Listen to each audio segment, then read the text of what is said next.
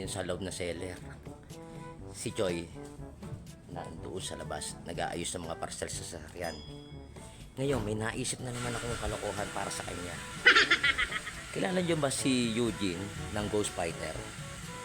Siya, kung alam niyo si Eugene ng Ghost Fighter, di alam niyo yung kanyang kapangyarihan na tinatawag na ray gun. Kasi yung ray gun na to, ite-testing natin kay Choi. Halika, puntahan natin si Choi. Halika.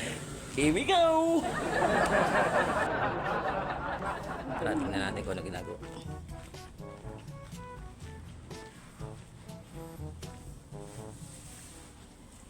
Very good.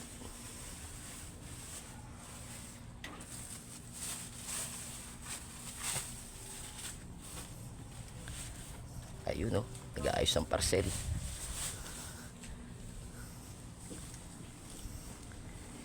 Ayun, nag-aayos ng parcel.